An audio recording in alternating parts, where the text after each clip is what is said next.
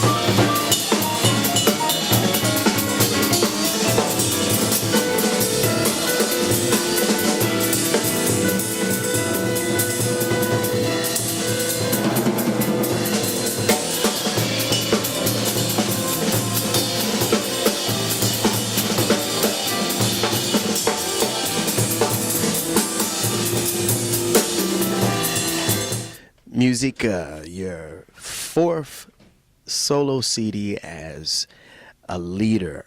And this CD is phenomenal. You have Antonio Sanchez on drums. You have Claudio Roditi, who's guesting on a couple songs on here. This is a phenomenal album because I think it shows the romantic side, it shows the Brazilian side, but your passion for jazz. Exactly. It was... I thank you very much. Thank you. I'm glad you like it. The CD. I think I always try to find a combination. You know, that the balance between the romance and the more intricate and technical aspects of jazz, and just to put everything together, and also to put the Brazilian music, my tradition, to know where I came from, and the jazz together, to find a good balance between the two of them. I'm always trying to find that. You also wrote two compositions on here too, which is that something that you're really trying to branch off as not only just a pianist but also a composer and writer as well? Absolutely, yeah. I'm trying, trying as much as I can to, to write tunes and to express, my musical, the views that I have, and something maybe in the future, I want to do an album with all my compositions. That's like the ultimate goal, working on it, so just trying to get more and more tunes out. It's one more outlet for my,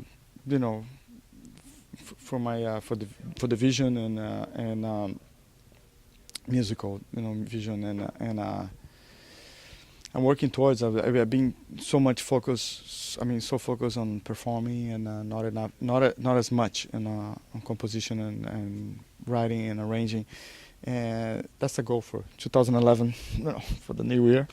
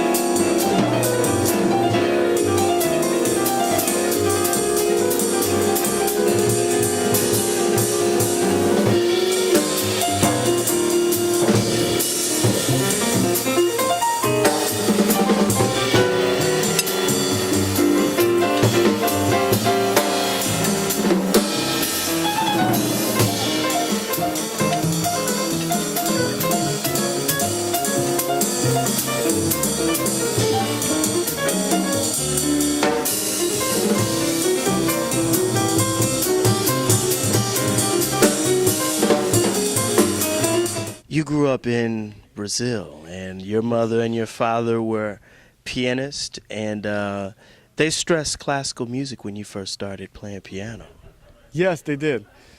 And I had a very strict like teacher, and she was very tough, like, do this, don't do that, and she said, no, don't, always play by, she was just very strict with me, and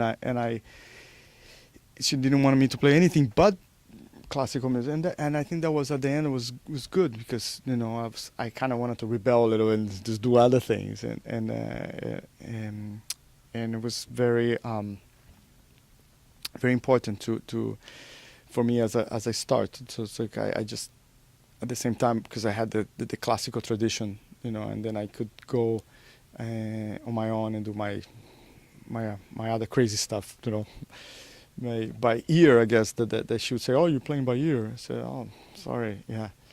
But it was good to have that classical tradition, and she stressed so much not playing other things that made me want it so much more to learn other types of music, and it was it was a good combination at the end. I understand that there was a special concert that you saw at a very, very, very young age that really kind of was like, okay, jazz is what I'm going to have to start playing. Tell me who that was. That was Corea and Gary Burton together. They were touring Piano and Vibes. I was 13 years old, and again, it was one of the things I saw them, and with my teachers and my friends were like, had the real reciters, and it was very serious, and they seemed to be having so much fun. I just saw that. I was 13 years old. I was like, wow, this is, it's so free, and so and they were just like communicating and just having a ball, and I was like, okay, all right. So that's when I said, okay, that's it, and I really got into jazz after that. Absolutely. Who were some of your influences, and how were you exposed to jazz besides going to see Gary Burton and Chick Corea? How did jazz become pretty much part of your full psyche musically and as a person who's enjoyed the music as well? Well, I had a great, after I had a great teacher there, Shu Viana, his name is a bass player. He gave me a bunch of records and stuff, and I was, oh, here's this McCoy Tyner, this is Bill Evans, and he was sort of the first one that, he was like a theory teacher that I started studying like jazz harmony and stuff with him. So he was the first person that introduced me to other players.